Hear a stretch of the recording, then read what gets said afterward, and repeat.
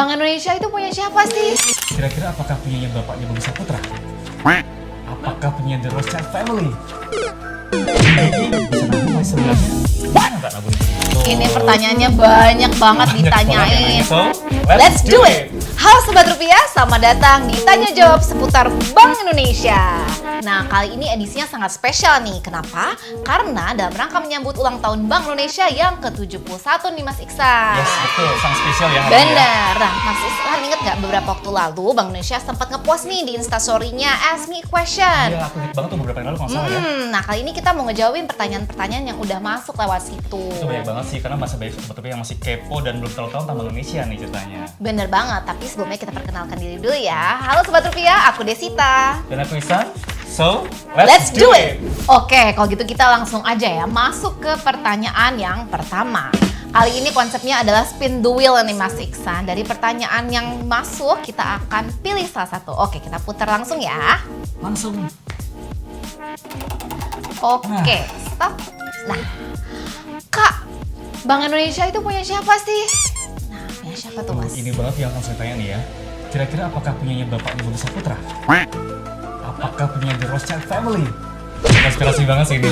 Ini teori konspirasinya kejauhan ya Sobat Rupiah. Rupiah. Ya, tapi tenang-tenang guys. Bank Indonesia itu lembaga yang independen. Kenapa?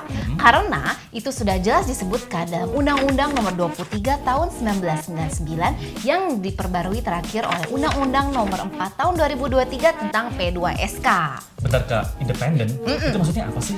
Independen itu maksudnya bebas dari campur tangan pemerintah dan juga pihak lain. Gitu. Berarti BI itu kerja sendirian dong? Enggak dong, day to day-nya kita sangat berkoordinasi dan bersinergi erat dengan pemerintah dan juga masyarakat tentunya. Gitu. Kayaknya cukup terjawab nih ya Mas Iksan ya. Pastinya cukup jelas ya. Ya, kita lanjut ke pertanyaan berikutnya. Let's spin the wheel again. Apa ya Kak pertanyaan berikutnya? Banyak banget soalnya. Iya, ini deg-degan apa ya? Wah, ini nih, ini sering banget tanya Sobat Rupiah. Di BI bisa nabung nggak sih sebenarnya? Bisa nggak Kak nabung di BI? Sebenarnya dari segi pakaian kita juga nggak kalah rapi ya, kayak bank sebelah, satpam di depan juga nggak kalah ramah. Tapi tentunya beda dong Bank Indonesia dengan bank umum, ya kan Mas? Tentu beda. Kalau Bank Indonesia itu sebagai bank sentral hanya ada satu di Indonesia. Wow. Sementara bank umum ada banyak banget Kak. Jadi cuman itu aja bedanya. Enggak dong, tugasnya juga berbeda. Di Undang-Undang P2SK disebutkan bahwa BI memiliki 3 tugas utama. Yang pertama adalah mencapai stabilitas nilai rupiah. Nilai rupiah, Yang kedua, memelihara stabilitas sistem pembayaran. sistem pembayaran. Dan yang ketiga, menjaga stabilitas sistem keuangan. Yang pada akhirnya adalah dalam rangka mendukung pertumbuhan ekonomi nasional yang berkelanjutan. Gitu kan. Nah, terus kalau bank umum gimana? Nah, kalau bank umum itu berperan untuk menghimpun dana dari masyarakat dan menyalurkannya kembali dalam bentuk kredit, Kak. Gitu. Jadi kalau aku mau nabung di bank umum ya. Tentu saja di bank umum, bukan di Bank Indonesia kalau mau nabung. Oke, terus kalau aku mau minta fasilitas kredit atau pendanaan juga ke bank umum kan? Juga ke bank umum juga. Semoga cukup jelas ya Sobat Rupiah. Nah, pertanyaan yang terakhir kali ini nih, pertanyaan pamungkas. Oke, langsung saja kita spin the wheel. Last question ya. Apa nih kira-kira pertanyaan yang muncul?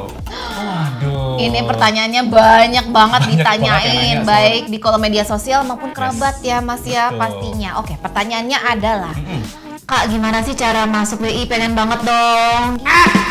Gampang banget masuk BI kan? Sobat bisa pilih mau lewat Budi Kemuliaan, Tamrin, Kebon atau Abdul Muiz. Gampang tuh masuk BI. Bukan maksudnya bukan masuk ke kompleks perkantoran Bank Indonesia. Tapi gimana caranya sih supaya bisa keterima jadi pegawai Bank Indonesia? Oh, jadi pegawai Bank Indonesia. Oke, ada 4 jalur nih yang bisa dipilih. Yang pertama adalah jalur PCPM PCPM apa tuh? atau Pendidikan Calon Pegawai Asisten Manajer Bank Indonesia. Itu adalah Alright. jalur yang paling utama di Bank Indonesia, Kak. Oke, yang kedua Yang kedua adalah jalur MLE. multi level marketing.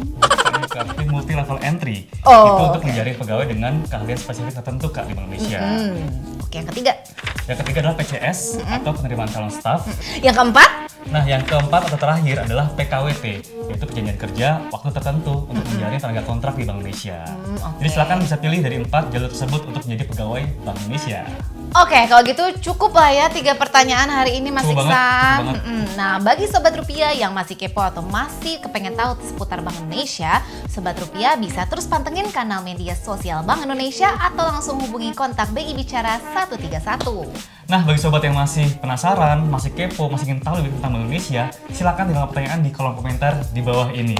Nah, bener banget. Atau Sobat Rupiah bisa mengunjungi laman website Bank Indonesia. Semua informasi ada di sana. Dengan demikian, Yuk selalu beri makna di 71 tahun Bank Indonesia.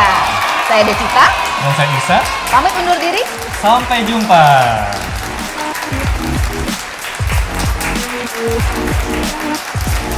Thank you.